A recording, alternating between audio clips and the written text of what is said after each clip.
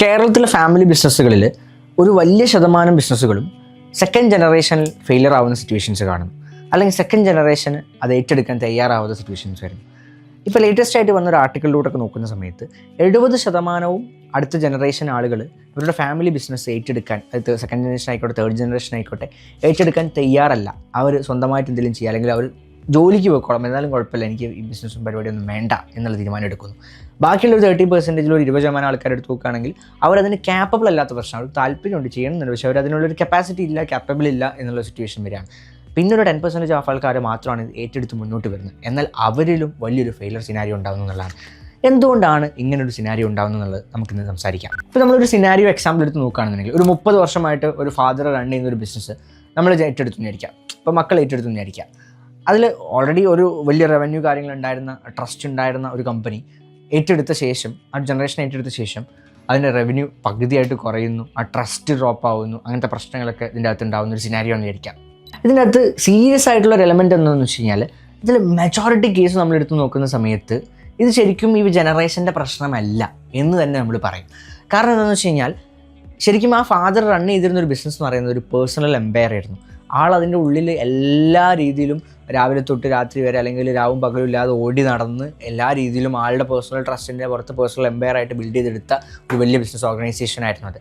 പക്ഷേ ഇത് അടുത്തൊരു ജനറേഷനോട്ട് ഡെലിഗേറ്റ് ചെയ്യാൻ അതിന് പ്രോപ്പറായിട്ടുള്ള ഒരു സിസ്റ്റമാറ്റിക് ആയിട്ടുള്ള അപ്രോച്ച്, പ്രോസസ്സുകൾ അതിൻ്റെ അകത്ത് ഇല്ലായിരുന്നു എന്നുള്ളത് വലിയൊരു ഇഷ്യൂ തന്നെയാണ്. അപ്പോൾ ഈ ജനറേഷൻ്റെ ഇൻകാപ്പബിലിറ്റി, അല്ലെങ്കിൽ ജനറേഷൻ്റെ ക്യാപ്പാസിറ്റി ഇല്ലാത്തത് മാത്രമല്ല ഇതിൽ മെജോറിറ്റി ഫെയിലിയർ ചാൻസസ് വരുന്നതെന്നുള്ളതാണ്. ഇത് ഡെലിഗേറ്റ് ചെയ്ത് ഇവരത് റിസീവ് ചെയ്ത് കഴിഞ്ഞാൽ ഇവർക്ക് അതിനെ സിസ്റ്റമാറ്റിക്കായിട്ട് ഓട്ടോമേറ്റ് ചെയ്യാനുള്ള പ്രോസസ്സുകൾ, ബിസിനസ് സിസ്റ്റംസ് അവിടെ ഇല്ല എന്നുള്ളതാണ് ഇവിടുത്തെ റിയൽ പ്രോബ്ലം എന്നുള്ളതാണ്. ഈ ഒരു പ്രശ്നത്തിലൂടെ നമ്മൾ നോക്കുന്നതിൻ്റെ തുടക്കം നമ്മൾ ഇവിടെ നിന്ന് നോക്കാം.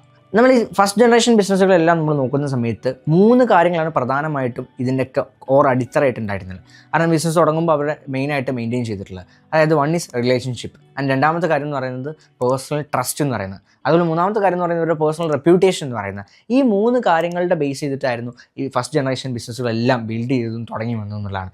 സോ ഇതാണ് ഈ ഒരു ഫൗണ്ടർ ഫോക്കസ്ഡ്, അല്ലെങ്കിൽ ഈ ഒരു പേഴ്സണൽ ഫോക്കസ്ഡ്, പേഴ്സണൽ എംപയർ ആയിട്ട് ഇത് മാറാനുള്ള ഫസ്റ്റ് തുടക്കകാലത്തിലുള്ള റീസൺ എന്ന് പറയുന്നത്. ഇതിലുള്ളൊരു വലിയ അടുത്ത പ്രശ്നം എന്ന് പറയുന്നത് ഒരു ഹാൻഡ് ഷേക്ക് കൾച്ചർ ആയിരുന്നു. അതായത് ഇതിലെ ഡീൽസുകൾ നടന്നതും, ഇതിലെ പ്രോബ്ലംസ് സോൾവ് ആയതും, ഇതിൽ കച്ചവടം നടന്നതും, റവന്യൂ എന്നതൊക്കെ ആ ആളെ എനിക്കറിയാം, അവർ നമ്മളെ ആളാണ്, ആ ഒരു പേഴ്സണൽ ബന്ധത്തിൻ്റെ പുറത്തായിരുന്നു. ആ കമ്പനി ടു കമ്പനി എന്നുള്ള പേഴ്സൺ ടു പേഴ്സൺ എന്നുള്ള രീതിയിലായിരുന്നു അതിൻ്റെ ഡീലുകളും റവന്യൂകളും കാര്യങ്ങളൊക്കെ നടന്നിട്ടുണ്ടായിരുന്നുള്ളതാണ് അടുത്തൊരു വലിയ പ്രശ്നം എന്ന് പറയുന്നത്. ഇനി അടുത്തതിലൊരു രണ്ടാമത്തെ പ്രശ്നം എന്താണ്? The transfer gap. ഈ ട്രാൻസ്ഫർ ചെയ്ത് കഴിയുമ്പോഴുള്ളൊരു ഗ്യാപ്പ് ഉണ്ട്. അതായത് ഇവരെ സംബന്ധിച്ചിടത്തോളം ഇവർക്ക് റവന്യൂ എന്തെങ്കിലുമൊക്കെ ചെയ്ത് സിസ്റ്റം ഇംപ്ലിമെൻറ്റ് ചെയ്യാൻ ട്രൈ ചെയ്തിട്ടും കസ്റ്റമർ അക്വിസിഷൻ ചെയ്തിട്ടൊക്കെ ഓടി നടന്നിട്ട് റിട്ടൈൻ ചെയ്യാൻ പറ്റിയാലും ഇവരുടെ ആ ഒരു റിലേഷൻഷിപ്പ് റവന്യൂ ഉണ്ടല്ലോ, റിലേഷണൽ റവന്യൂ അവർക്ക് റിട്ടൈൻ ചെയ്യാൻ വേണ്ടി പറ്റില്ല, റിലേഷണൽ ക്ലയൻസിന് അവർക്ക് റിട്ടൈൻ ചെയ്യാൻ വേണ്ടി പറ്റില്ല. ഞാൻ അവരുടെ ഫാദറായിട്ടൊരു ബിസിനസ് ചെയ്തിട്ടുണ്ടായിരുന്നു, ഇപ്പോൾ സെക്കൻഡ് ജനറേഷനാണ്, അപ്പോൾ ഞാൻ അവരായിട്ടുള്ളൊരു ബന്ധത്തിൻ്റെ പുറത്തോട് ബിസിനസ് ചെയ്തായിരുന്നു. ഇങ്ങനെ പല ഡിസ്കഷൻസും പല പ്രശ്നങ്ങളും കാരണം, അല്ലെങ്കിൽ അവരത് എത്രത്തോളം ക്യാപ്പബിളാണെന്ന് നമുക്ക് അറിയില്ലല്ലോ, അവർ എക്സ്പീരിയൻസ് ഇല്ലല്ലോ, അവരൊന്ന് ചെയ്ത് പോയിക്കോട്ടെ, കുറച്ച് കഴിഞ്ഞിട്ട് നമുക്ക് നോക്കാം എന്ന രീതിയിലൊക്കെ കുറച്ച് ആളുകൾ മാറി നിൽക്കുകയും ക്ലയൻസുകൾ മാറുകയൊക്കെ ചെയ്യുമ്പോൾ, ആ എക്സ്പീരിയൻസ് കുറവിനെ ചോദ്യചിഹ്നമാക്കുകയൊക്കെ ചെയ്യുമ്പോൾ അവിടെ സ്വാഭാവികമായിട്ട് സംഭവിക്കുന്ന ഒരു പ്രശ്നം എന്ന് പറയുന്നത് ആ ഗ്യാപ്പിൽ വരുന്ന ആ ഒരു ജനറേഷൻ ഗ്യാപ്പ് വരുന്നത് വലിയൊരു സീരിയസ് ത്രെട്ടായിട്ട് ആ ഓർഗനൈസേഷൻ്റെ അകത്ത് വരികയാണ്. ഇവിടെ തൊട്ട് ആ ഒരു പേഴ്സണൽ എംപയറിൻ്റെ ആ ഒരു ബിൽഡ് ചെയ്തിട്ടുള്ള ഫസ്റ്റ് ജനറേഷൻ ബിസിനസ് ഷെയ്ക്ക് ആവാൻ തുടങ്ങുകയാണ്. അടുത്ത വലിയൊരു പോയിന്റ് എന്ന് പറയുന്നത് ദ നോളജ് ട്രാപ്പ് എന്നുള്ളതാണ്. അതായത് മെമ്മറി വെസസ് സിസ്റ്റം എന്നുള്ളതാണ്. അതായത് നമ്മൾ പല കാര്യങ്ങളും നമ്മൾ മെമ്മറിയിൽ വെച്ചിട്ട് നമ്മളിങ്ങനെ ഓടിച്ചുകൊണ്ടിരിക്കുന്നതായിരിക്കും. പ്രത്യേകിച്ച് ഫസ്റ്റ് ജനറേഷൻ ബിസിനസ്സിലോട്ട് നോക്കുന്ന സമയത്ത്, നമ്മളുടെയൊക്കെ ബിസിനസ് ഫാദേഴ്സിനൊക്കെ നോക്കുന്ന സമയത്ത് അവരെല്ലാം അവരുടെ മെമ്മറിയിൽ മൈൻഡിലിട്ടിട്ടായിരിക്കും ഓടിച്ചുകൊണ്ടിരിക്കുന്നത്. ഇതിൻ്റെ പ്രൈസിങ്, ഇതിൻ്റെ സപ്ലൈ ടേംസ്, ഇതിൻ്റെ കസ്റ്റമർ റിട്ടേൺഷൻ, ഇതെല്ലാം അതിൻ്റെ പ്രോസസ്സ് എല്ലാം ഉള്ളത് ആളുടെ തലയിലായിരിക്കും. ആളായിരിക്കും ഇതിങ്ങനെ ഓടിച്ചുകൊണ്ടിരിക്കുന്നത്, ആൾ ഇതിങ്ങനെ ഡെലിഗേറ്റ് ചെയ്ത് ഓടിച്ചുകൊണ്ടിരിക്കുകയായിരിക്കും. അപ്പോൾ ഇതിലുള്ളൊരു പ്രശ്നം എന്ന് പറയുന്നത് ഇതൊരു ബ്ലാങ്ക് സ്റ്റേറ്റിലോട്ടാണ് നമ്മളിത് ടേക്ക് ഓവർ ചെയ്യുന്ന സമയത്ത്. വെൻ യു ടേക്ക് ഓവർ ഇത് കംപ്ലീറ്റ്ലി അവിടെ ഒരു ഇൻസ്ട്രക്ഷൻ മാനുവലോ കാര്യങ്ങളോ, ഇവിടുത്തെ പ്രോസസ്സുകൾ എങ്ങനെയാണ് നടക്കുന്നുള്ളതോ, ഇവിടുത്തെ വർക്ക് ഫ്ലോ എങ്ങനെയാണെന്നുള്ളതോ, ഇവിടുത്തെ SOP എന്താണെന്നുള്ളതോ, KRS എന്താ, KPI എന്താ, ഇങ്ങനത്തെ ഒരു സംഭവങ്ങൾ അവിടെ ഉണ്ടാവില്ല എന്നുള്ളതാണ്. ഇതെല്ലാം ഓടിച്ചുകൊണ്ടിരുന്നത് ഫാദർ ആയിരിക്കും എന്നുള്ളതാണ്. അപ്പോൾ അവിടെ ആ എൻ്റർ ചെയ്യുന്ന ഒരാളെ സംബന്ധിച്ചിടത്തോളം ഈ കോൺടെക്സ്റ്റുകളൊന്നും ഇല്ലാതെ, ഈ മാനുവലൊന്നും ഇല്ലാതെ ഒരു ഡിസിഷൻസ് എടുക്കേണ്ടി വരികയാണ്. അങ്ങനത്തെ ഡിസിഷൻസ് എടുക്കുമ്പോൾ സ്വാഭാവികമായിട്ടും ഡാറ്റ ഡ്രിവൺ അല്ലാത്ത, ഡാറ്റ ബാക്ക്ഡ് അല്ലാത്ത ഡിസിഷൻസ് ആകുമ്പോൾ അത് റോങ് ആവാനുള്ള ചാൻസ് ഹയർ ആണ്. അപ്പോൾ അതുകൊണ്ട് ഒരുപാട് പ്രശ്നങ്ങൾ എന്ത് ചെയ്യും, ആ ഓർഗനൈസേഷൻസിൽ ഉണ്ടാകുന്ന സിറ്റുവേഷൻസ് ഉണ്ടാവുകയാണ്. അല്ലെങ്കിൽ അതിൽ തന്നെ നമുക്ക് ഡിസിഷൻ എടുക്കാൻ ധൈര്യമില്ലാത്ത, കറേജ് ഇല്ലാത്ത രീതിയിലേക്ക് ഡിസിഷൻ ഡിലേയിങ് വരുന്ന സിറ്റുവേഷൻസ് ഉണ്ടാവുകയാണ്. അവിടെ നമ്മൾ കോൺഫിഡൻസിനെ ചോദ്യം ചെയ്യപ്പെടുകയാണ്.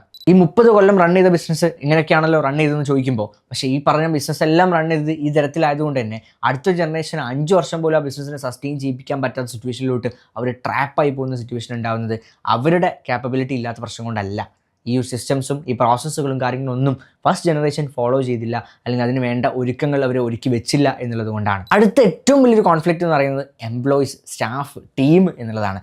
അതായത് ലോയാലിറ്റി വേഴ്സസ് സിസ്റ്റം എന്നുള്ളൊരു വലിയ കോൺടാക്സിന് മുന്നിൽ നമ്മൾ തലവേദന പിടിച്ച് നിൽക്കുന്നതാണ്.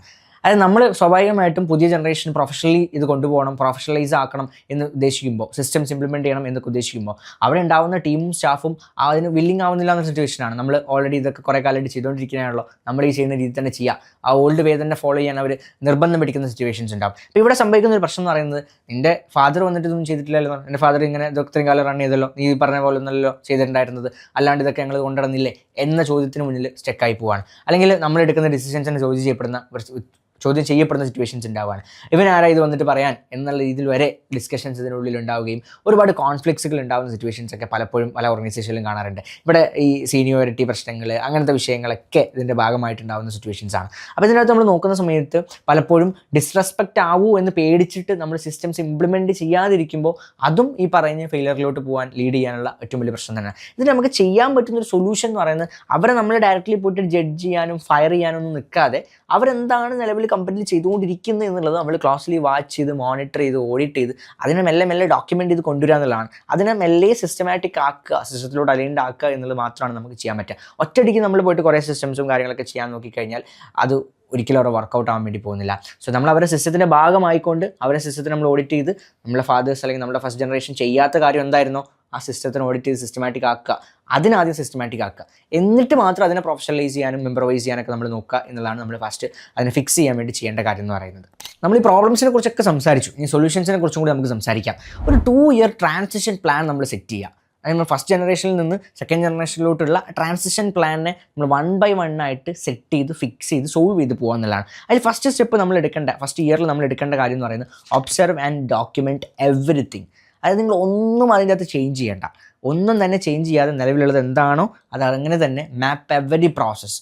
എന്തൊക്കെയാണ് സിസ്റ്റമായിട്ട് നടക്കുന്നത്, എന്തൊക്കെയാണ് പീപ്പിൾ ഡ്രിവൺ ആയിട്ട് നടക്കുന്നത്, എന്തൊക്കെയാണ് സിസ്റ്റം ഡ്രിവൺ ആയിട്ട് നടക്കുന്നത്, ഇതിനെ കംപ്ലീറ്റ്ലി നമ്മൾ തിരിച്ചറിഞ്ഞ് ഓഡിറ്റ് ചെയ്ത് നിലനിർത്തുക. എന്നിട്ട് അതിൻ്റെ ഓരോ പ്രോസസ്സും, ഒരു പേഴ്സൺ ആണത് റൺ ചെയ്യുന്നതെങ്കിൽ ആ പേഴ്സൺ എങ്ങനെയാണ് അത് റൺ ചെയ്യുന്നത്, അതിൻ്റെ ഓരോ പ്രോസസ്സ് വർക്ക് ഫ്ലോ എന്താണ് ഡോക്യുമെൻറ്റ് ചെയ്യുക. എന്നിട്ട് അതിനെ സിസ്റ്റമാറ്റിക് ആക്കാൻ പറ്റുമോ, ഓട്ടോമേറ്റ് ചെയ്യാൻ പറ്റുമോ എന്നുള്ളത് നോക്കുക. അതിൽ ആ പേഴ്സൺ ഇല്ല എന്നുണ്ടെങ്കിൽ അവിടെ ആരെ ഫിറ്റ് ആക്കാൻ വേണ്ടി പറ്റും, അവരുടെ ജോബ് റോൾ എന്താണ്, SOPs എന്താണ്, KRS, KPIs, ഈ സംഗതികളൊക്കെ നമ്മൾ മെല്ലെ മാപ്പ് ചെയ്ത് കൊണ്ടുവരിക. ഒരു ചേഞ്ചസും വരുത്തരുത്.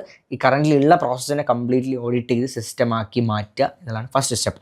സെക്കൻഡ് സ്റ്റെപ്പ് ഇസ് ഇൻസ്റ്റിറ്റ്യൂഷണലൈസിംഗ് എന്ന് പറയും. അതായത് നമ്മൾ പ്രോസസ്സിൽ ഈ ഒരു സപ്ലയർ ഡീൽസ് ആയിക്കോട്ടെ, കസ്റ്റമർ റിലേഷൻഷിപ്സ് ആയിക്കോട്ടെ, പ്രൈസിങ് ലോജിക് എല്ലാം ഡോക്യുമെൻറ്റഡ് ആക്കുക.